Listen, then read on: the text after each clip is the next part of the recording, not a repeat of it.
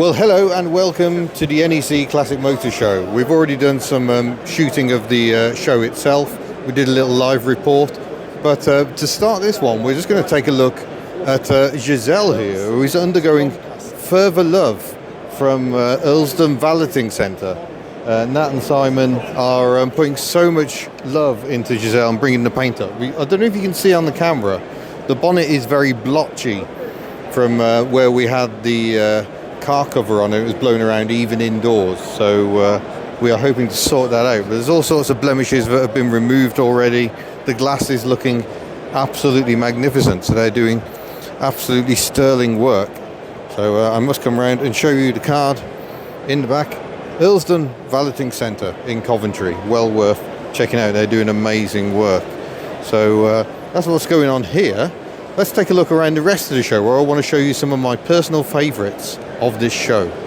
Well, that was all I managed to record yesterday. It was a very busy day. Today's going to be even busier, but we're just taking the Herritz and Sons fleet here, and some of these usually get delivered on one of their Bedford. They've got a Bedford truck. Was it a TA, or it might be a slightly later one? But yeah, obviously I'm in before anything is happening at all. This is a little restoration workshop area. They do live stuff here all through the day. But I found the Triumphs. So that's good. We've got another Bond to keep. We saw one in my walk around on the live stream. So there is another one. And that's an earlier GT. Single headlamp on those. The GT4S had quad lamps. But still very much based on the small chassis Triumphs. And oh, I'm very glad to see that. That will be very, very useful. In fact, I might go and do some filming, because we've got a Vitesse test coming up. That's a Herald, very closely related. So if you know where to look at this show, it's possible to find a tiny K truck. Look, we got this little Suzuki Carry here, hidden up the back. Lovely. It's primarily here as a display vehicle, rather than actually on show itself. But Roll Hard also have this Honda VTEC powered Mark 1 Golf. Is that sacrilege? We've got a little J40 pedal car awaiting restoration here. This is the Oxford University's Motorsport Foundation. I think this car can often be seen racing at the Goodwood Revival. Over on the Sprigget stand, we've got this rather meaty looking MG Midget. It's got the triple wipers of an American spec one, but unusual to see them in a right-hand drive format. Maybe it was an American market one. It's got the repeaters on the back. But yeah, fascinating history. Here's a Midget 1500, which has the Triumph Spitfire engine. All very confusing, and that's an Ashley-bodied car, I believe. An Ashley Sprigget. We've got Morris Minors. Here's Peggy, and showing the flag of the Morris Minor Club, but the owner of Peggy, Becca, is working on two things at once. So she's handily on the Morris Minor stand here. Just going to zoom out a bit. But then we've got the Women Drivers Social Club stand as well, where we find Tasha's Beetle. It's a Mexican-built Beetle, converted to right-hand drive. And we've got Sausage, the MGA that I drove earlier this year. So yeah, I quite like their things. It's good. They're standing up for great things. They're having a lovely time. And this is Wrenching Wench, Katie's Scirocco. She's got her trim panel in place on the back. She's got her homemade rear lights. Yes, she has. The little Hecken blazer thing across the back. So yeah, lovely, lovely stuff. Miss HubNut will be flitting between our stand and that stand later on in the show. We've got a lot of rally cars here. There's all the historic rally festival, and we've got the historic rally group down there. We're going to have a look, but I'm quite liking this stand, the 1381 Motor Club. We've got Escort XR3i Cabriolet, Opel Kadett, oddly on a P plate, and Scorpio Saloon with headlamp wipers. Very, very delicious. I like this Morris Minor very much. Let's just think about the style of that. Unusual to have clear indicators of that style. Something a bit ratty there. And we've got Japanese stuff down here as well. So Mitsubishi FTOs, well represented. Oh, look at this. It's part of the historic Marathon Rally Group stand. Leyland Cars TR7 rally car. Lovely. This is a car driven by Brian Kulkoff. I think he was lost to us this year. So I think all the cars have a bit of a link to him. So that's very nice. The old Triumph Dolomite. Dave Richards, one of the drivers, went on to lead Pro Drive, building Subarus for the likes of Colin McRae. And little Mini Cooper. Very nice. So a fine display there. And we've got the Japanese stuff in Hall 4 this year. It's a bit unusual. So we've got the MR2 Owners Club, Mark 1 and Mark 2 represented. Sorry, we've got the Metro 6 R4s down there. I've rather glossed over them. There's so little time to get around this show. I think it's Darren owns this massive Toyota Crown. I was opposite him with Ellie the 2CV at the restoration show a few years ago, so it's good to see that again. So Toyota enthusiasts, and what a mix of cars. So we got the Toyota Crown there. This astonishing Toyota Hilux that somehow hasn't gone rusty and been destroyed. A lovely Land Cruiser of the shorter wheelbase type, sold as Prado on the Japanese market. And then a sporty looking Yaris Subaru Imprezas. I do like the RB5s, really nice looking car. We've got Celica's represented. Look at this green one, absolutely amazing. I mean, there's nothing to do really but come to the show yourself, so you'll have to come next year because it is just vast. And something a bit special down here I hadn't realised. The GTR Drivers Club. I assume this is a replica. Yes, it says Ken Berry replica is its handle, and it's a replica of the Ken Merry Skyline. That was the C110, and that followed the Hakasuka here. The GTR Heritage Centre, I think they're based up in the northeast of England.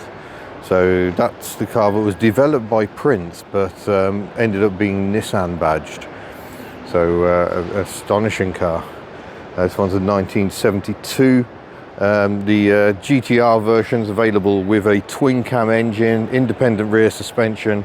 They were astonishing cars developed by Prince, but Prince sadly was forced to merge with Nissan as part of the Japanese plan to protect its own industry, which was to merge companies and make them bigger. But thankfully Nissan rather let Prince keep going with its own themes within Nissan. And it was the Prince engineers who developed cars like the Nissan Cherry front-wheel drive and the 510 Bluebird, which was quite an advanced car. I have no idea what's under there. We'll just have to wait and find out. 300ZX display, always good. I think this is Joel Pickering's on the end here. Lovely car that I have driven. Very, very, very quick. And yeah, beautiful cars. Oh, we got one of the Target convertibles. Not a car you see very often. Astonishingly advanced cars. And yeah, quite remarkable. DeLoreans represented. Look, only one of them has got a door up. Unusual, but that'll change later in the day. The 300C Owners Club, so the continuation of the Cedric line, a nice display as well. Over on the Supra Mark IV Owners Club, they've actually got a Supra Mark I, and I do know the owner of this car. I featured it in Retro Japanese. There he is, Daryl. Owned this car since 2005. So it's a Celica Supra, American market spec. Pantograph wiper, very, very nice. And yeah, a very rare car. Sold as the Celica XX, I think, in Japan. But the first use of the Supra name, it was the Celica Supra. And yeah, lovely car. You can tell there are subtle hints that they might have had the Americans in mind when you look at the interior. Look at that. Absolutely beautiful. So yeah, that's the start of the Supra line. And then obviously it went up to the Mark IVs, and these are great cars to drive. Twin turbo, twin sequential turbos on these, I think. I've driven an automatic, and even that was beautifully brisk and so smooth. So an interesting lineup. And then we must take in the Honda S800 Club. They've got a mix of S800s and some N600s as well. This one's got the Honda Matic. I've got a test on the channel of driving an N600 Honda Matic. Lovely car, very clever. And this is the Z600. Amusingly, they sold these in America, which just seems insane because they're tiny. Absolutely tiny little cars, but perfectly formed. There's a little hatchback on the back. Only one colour here. In America, you got colour options. And this is a homebrew with a difference, an S800 pickup. Wow. Quite remarkable. So there we go, it's the S800 Sports Car Club. And next to them we got rotary power in the form of the RX-7s, the FD generation. And unfortunately they find themselves in a rather dark corner. I hope they can do better next year. Right, let's go and find some Fords. We'll go down this way. We've got a rallying history display as we walk between the halls. And a Morris Minor catering van also. Quite funky. Yeah, look at that, the old Opel Manta, Toyota Celica, Audi Quattro, and of course the Sunbeam, Talbot Sunbeam Lotus, and Mark 6 Escort. Oh my gosh, the food smells in here are astonishing. So as in previous years, you'll find the Fords in Hall 8, almost a separate car show on its own. I'm going to have a very quick run around because I've still got so much more to see in the show. Presumably a Crayford, is it? Let's see if we can find out. Yeah, it is Crayford. And yeah, a Crayford Lotus Cortina. Would never have been striped like that from new. Oh, that's very of its time. It's a South African one, I think, by the look of it. Cool. The Mark II Cortinas. Here's the earlier Mark 1s. Slightly later grille in the earlier style, when it was actually the console Cortina. Beautiful cars, I think, as are the Mark III Cortinas. I think these are really nice.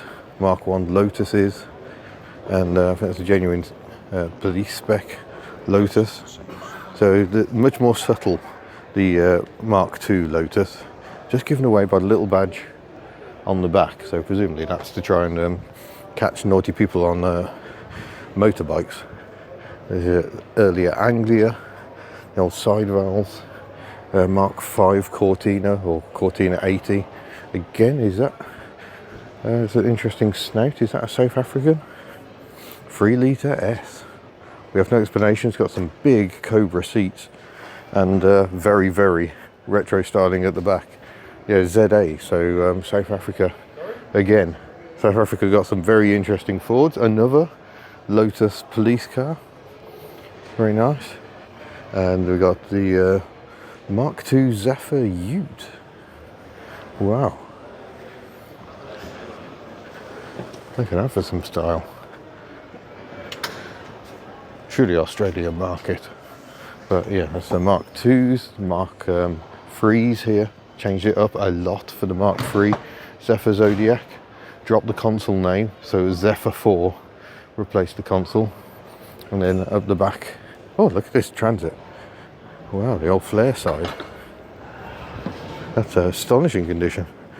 And the Mark 1. But yeah, here we find the Mark 1s. The first car to use Earl Macpherson's strut front suspension. And yeah, a nice range. We've got the Zephyr 6 there, the console 4-cylinder version, and a convertible and the estate. Very nice. So yeah, we'll have a quick run around this hall and see what we can see, and then we'll have to rush back to the main part of the show. But as you can see, an awful lot of Fords. Oh, a Piranha, that's another South African one, I believe. Yeah, imported from South Africa in 2022. Piranha replica with a Windsor V8. The Corsairs, an enlarged Cortina effectively. So 2 rare estates there. Very nice. Here's a saloon version. And yeah, we've just got an amazing array. Mark II Capri. Very nice to see. They've become more rare than the Mark IIIs. Taunus from Germany. Very, very sporty. In fact, a pair of Taunuses.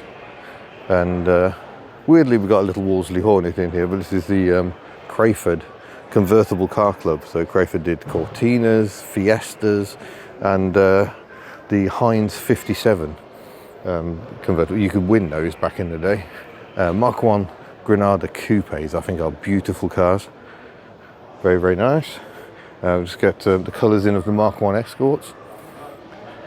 Oh, loving the Mark 1 GT estate done up in an RS style. That's quite smart. Beautiful Mark 1 Fiesta. That's lovely. And Mark 2 as well, the Cosworth up the back. This really nicely done estate on the Mark 4. Nice. And probes. Always good to see the probes here. I like the purple ones with the triple spoke wheels. Beautiful. So there we go. That is the Hall of Fords. Now, I am not a Cosworth fan, but that is a beautiful colour. So the Triumph 2000, 2500 and 2.5 register are demonstrating exactly where these cars can rust, which is a useful lesson. This example is definitely on the crusty side. Here's what they look like when not so crusty. And just like the Herald and the Dolomite designed by Giovanni Michelotti, these are the Mark 1s, the Mark 2 look much more like a Triumph Stag on the front end. And I always like them. Very rare car having side indicators in the mid 1960s. Anniversary year, I think, for these cars. I think they were launched in 1963, the same as long-term rival, the Rover P6. And we've also got a nice selection of TR7s. We've got the Crayford, I think it is, Tracer, sorry, estate. But I think we saw the March restoration show, and it still doesn't work. It's just, no, that's an unhappy blend. Whereas the Triton Green TR8 next to it, I don't know if it's a genuine TR8 or one that's been built. There are so many that have since been built, but Triton Green, one of my favourite colours. If you go and check my Festival of the Unexceptional report, this Metro is in it, driving into the event. An HLE, the economy version, taller gearing and a rear spoiler from the MG. And that's a very beige Volvo. I wonder what the tank's for. So one of the dirtiest cars in the show is this little Mini. Belongs to Great British Car Journey, was recently driven by Danny Hopkins, editor of Practical Classics, to Italy and back, hence the road filth. So yeah, Great British Car Journey having a bit of a mini adventure here. Ian Banu Cook and his Pop Bang Colour brand just gets bigger and bigger and brighter. So this is the original Chevrolet Spark press car that he has coloured in. Great many signatures in there. I can't remember where my signature is, but it's in there somewhere. I can see the legend that is Jim McGill has signed up there. So somewhere in this car is my signature and a great many others. So doing sterling work as all. Hello, how you doing? Hello, how you doing? I'm very well, thank you. Good. People liking your Chevette project? People are liking the Chevette. Excellent. Which is lovely. I think Chevettes need a bit of love. They do. There's a good number of them here. They are an unloved thing, but yeah, when you paint them Saab brown, yeah, you like them more. It's nice. It's so there nice. we are. What's the engine? So it's going to be it's Mark II MX-5 1.6. Oh, okay. That's going to be exciting. So it is a general conversion that people do. It's yeah. So I'm not kind of like. I'm not breaking new ground here. Yeah. Like the guy called Dave Deacon, who is the Chevette kind of, he knows stuff. Yeah. He's done it with his. Okay, so we beautiful. saw that before we did it. Yeah. Oh, hello. This is the man. This is hello. Dave Deacon. This is. Hello. This is. So he's responsible. Partially. Yeah. MX-5 1.6 with the. It's going to have the electrics and it's got some gearboxes all bit. Yeah. Brilliant. Super, thank you very much. See you soon. Enjoy the show. Thank you, man. Yeah, look at that, absolutely beautiful. So that's his project, and this is kind of what he does. He makes artwork, but he tends to do it with remote control cars and toy cars, and he sort of runs them around in the paint and somehow comes up with that in a way I absolutely couldn't do. We saw the Crestas and Veloxes in an earlier video, but there's something in this hall I missed that I want to go and see. I know, I've just remembered what it is. If we come down here, I wasn't really aware that this was a thing, but we've got a pair of Chevette HSRs. So this is the regular production model, but this is the Super Rare Evo. They built 30 of these Evos. Most of the bodywork is plastic to keep the weight down, and there's got a few homologation things like a 4-link rear suspension instead of the 3-link of the original, and sporty body kit, of course. But of the 30 built, apparently 27 survive, which is an astonishing survival rate for such a rare car.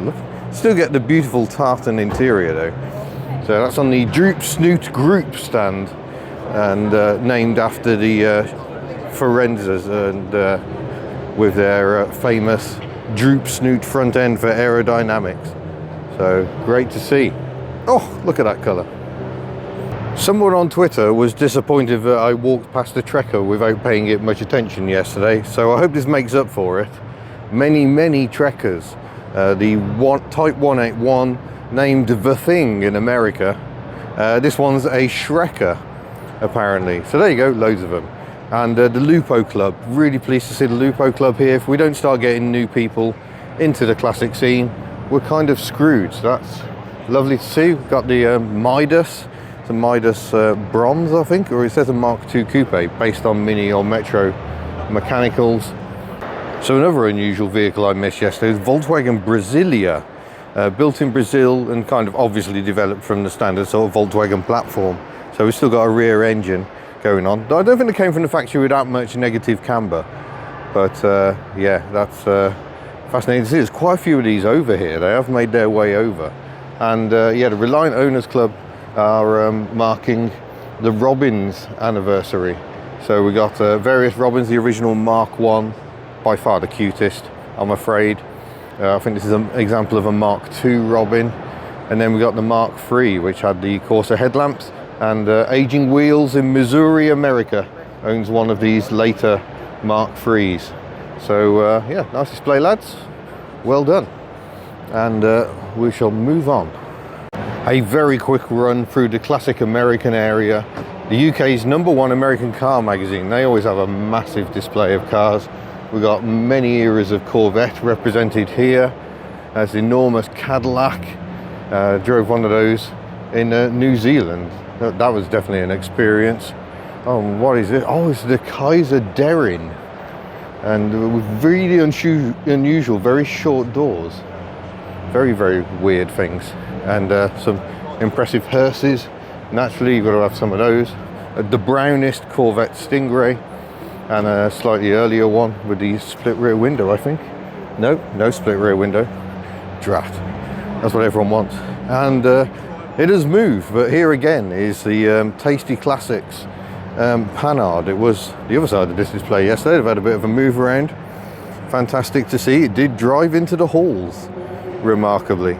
So yeah, great to see. And loving the Volvos as well. I was offered a test drive on a very similar 850 estate. So all the good times. Right, I think we're probably done with Hall 5. We're going to see what I missed in Halls 3 and 2, I think. Tell a lie, we've got the Sunbeam Venezia Superleggera in production from 1963 to 1966.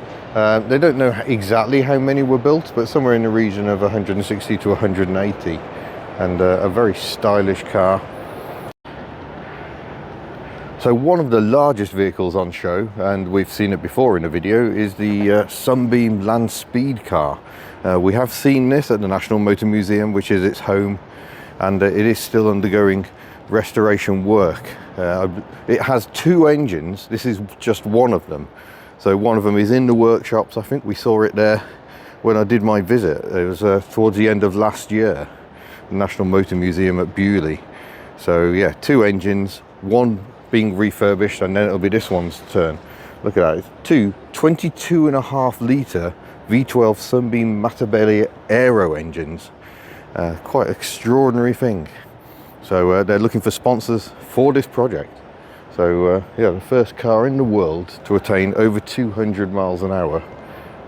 And another record car next to it as well. I've actually seen this one going down the road. It is a runner, a 350 horsepower Sunbeam. And I'm going to have to widen the angle because, again, quite a sizable vehicle. But you can see these, and sometimes they will be running around the grounds at the National Motor Museum in Bewley. So yeah, they've got a stand here, I think, for the first time, certainly in a while. And yeah, wonderful to see. Now we're back on the Alfa Romeo Owners Club UK stand. We came and visited on the live stream, and I talked about how the Alfa Romeo 90 has a glove box that is kind of a briefcase.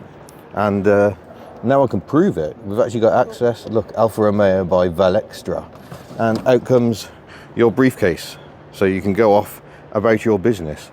It's a fascinating thing. Presumably you can lock it in place, or just enjoy extra storage. But yeah, crazy. Look at the dashboard on this car. It is a digital layout, so utterly bonkers, just so wonderfully reminiscent of all the madness of the 1980s. Wonderful. Oh, and a quick correction, I incorrectly said in the live stream, but this was a Lotus Elan. Of course it's a Europa. It was Lotus's first mid-engine car, initially with a Renault 16 engine and transaxle in the back, and they later fitted Lotus's own engine. So fascinating bit of history. Daimler and Lanchester Owners Club, proving that obviously Daimler made some very fine cars, but also military vehicles. It's a good chance to have a proper look in this dingo scout car. Look how weird the steering wheel is. The entire driving position is slightly offset from centre. Shout out to the XJ40 Register. It is their first time at the show. Lovely mix of cars.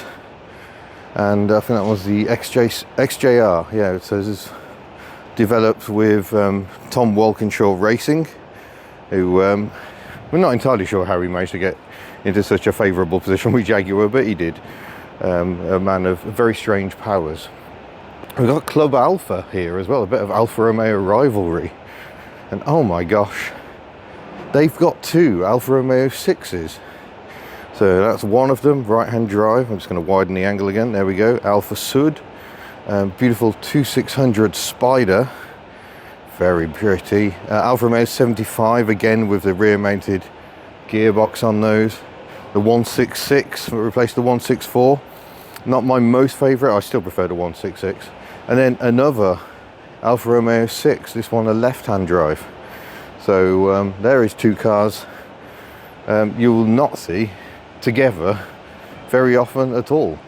Shout out to the X19 Owners Club. We love a Fiat X19. The Fiat Coupe Club.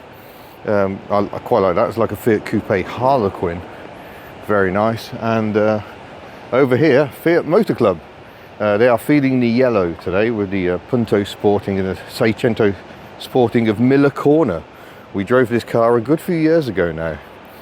And the Fiat 124 that begat the Lada. Lovely to see. And Fiat Panda 4x4, Fiat Panda not 4x4. Oh, and Multiplas compared. So we've got the original Fiat Multipla based on the Fiat 600. I'm pointing out, like, you know, obviously this is the older vehicle. Rear-engined, astonishing levels of space, so effectively a six-seater. Although the middle passenger in the front might end up with a gear linkage between their legs. So they were used as taxis in Italy. In fact, went to a collection, the Metropole collection in the Netherlands, and they had got a Fiat 600 taxi, one of my favourite cars in the show. And of course next to that we've got the second Fiat Multipla, and I still love them, even though we had bad experiences with Delia. The Fiat Multipla is just an astonishing vehicle, so quirky and unusual in terms of styling. And elsewhere on the stand we've got a Fiat Strada 105 TC, known as the Ritmo in some markets, but it was always a Strada here. And yeah, lovely sporty cars, nice seats, and a little Maluk to represent the anniversary of the little Fiat 126. Iconic auctioneers. I think this was Silverstone Auctions previously. This transit van Mark II sold for over £40,000 plus premium. So it's an interesting mix of cars representing the more expensive side of motoring. Oh, it's nice. There's a little Fiat 500 right in front of the Fiat stand. It handily fits in front of the post in a way a Pontiac Trans Am does not. Right, the Gilburn Owners Club. I couldn't walk past the Welsh car manufacturer without paying some attention, could I? So we've got the range sort of almost represented here. We've got the original GT, and then we've got an Invader Mark II. There was a Genie which looks very similar before this. And then we've got the final Mark III iteration of the Invader. So yeah, fascinating cars. Really must try and get a video done on one. Cannot walk past Land Rover Discoveries without taking an interest Look at this, one of the original prototypes on a C plate.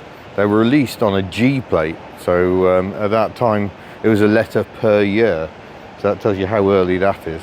I just loved them. I loved them completely. KV, again, probably a factory vehicle. The first vehicle I ever drove was a white Land Rover Discovery prototype. It was registered J34 VKV, and one of the special vehicle operations van conversions of the Discovery. So, interesting mix. We've got lots of Land Rovers around here generally, and yeah, let's go and have a quick peek at this long wheelbase, the LSE, which was cheekily used to develop the P38 chassis, which is why it's 8 inches longer than a standard Range Rover.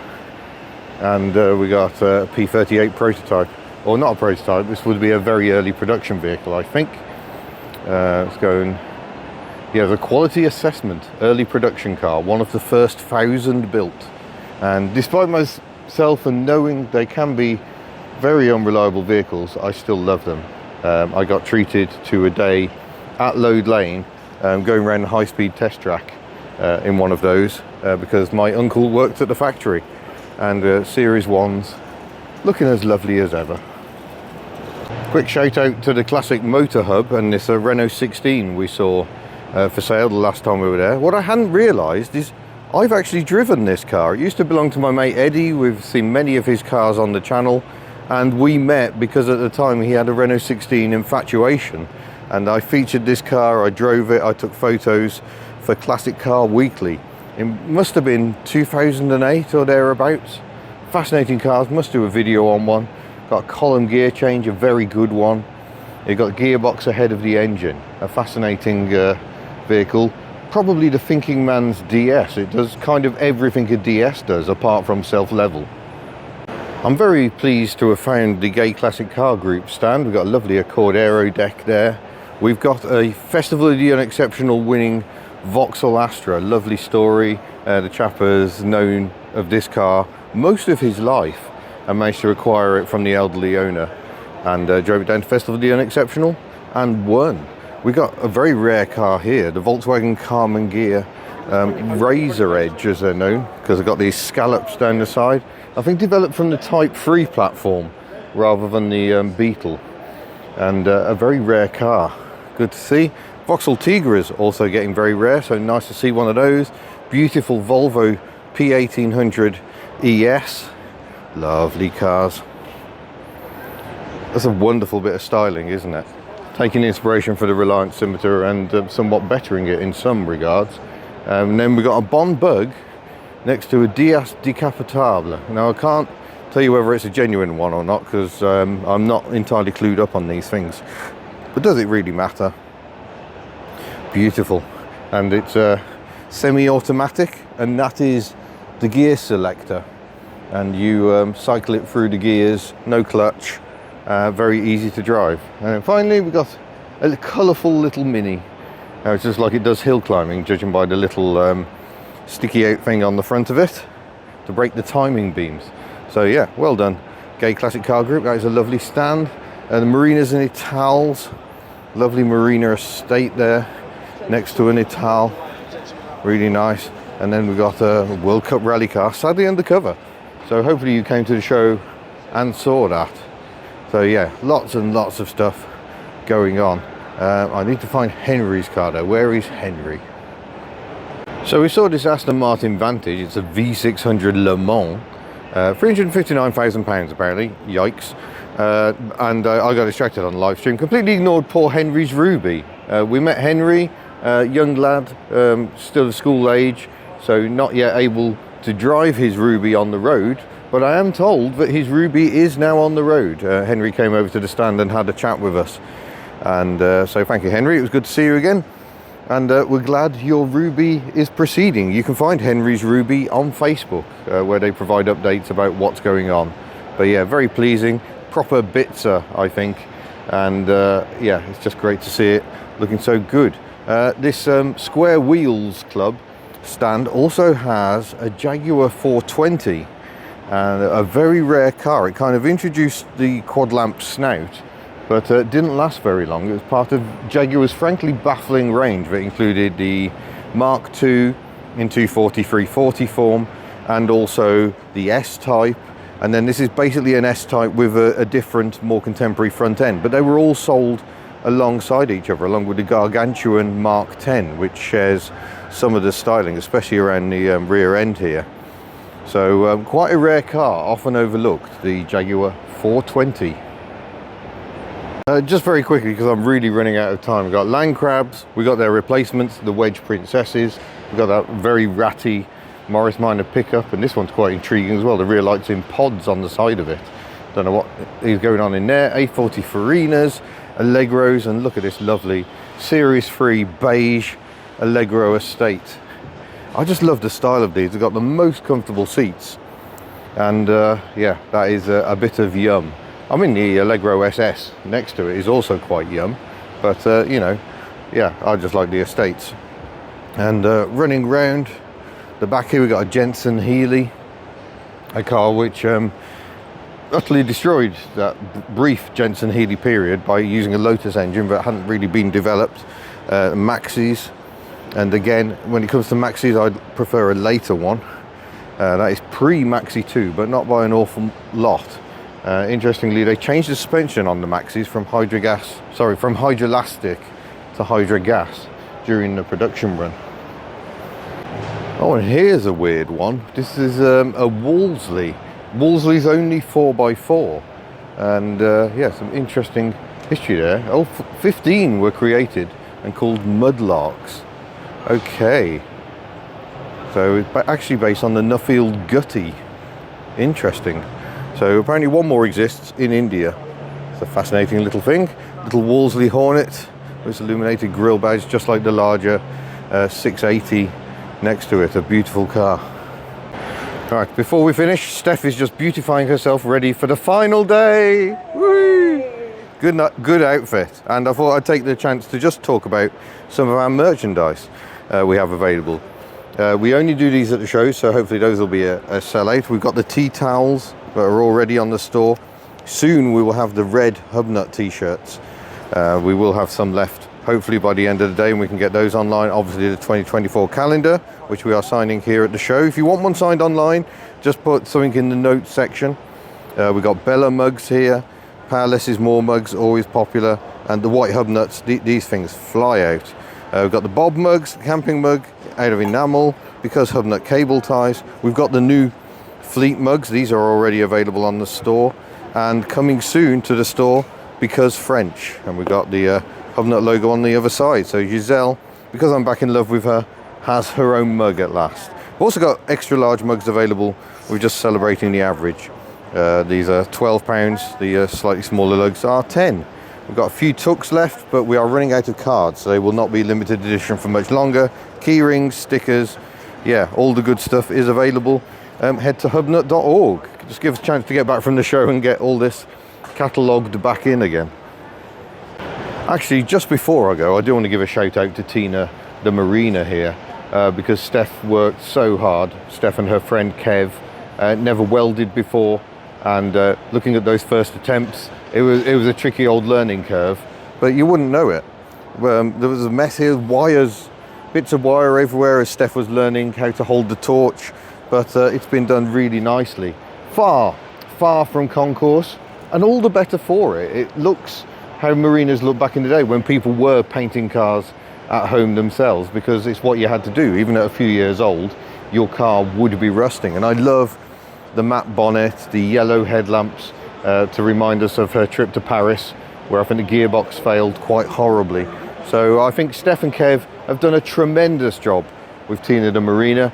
Not perfect, but it doesn't matter. There's more to life than having perfect cars. And to be honest, having a perfect shiny car like Giselle is an absolute pain. You're terrified of her picking up scratches, fingerprints. It's been a bit of a nightmare. I don't have to worry about that with most of my cars. But that is it. That is my show report complete. So thank you very much for watching, and I look forward to seeing you in a future video. Farewell.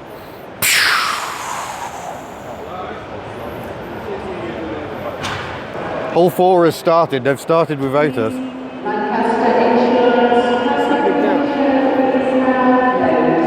It's closed.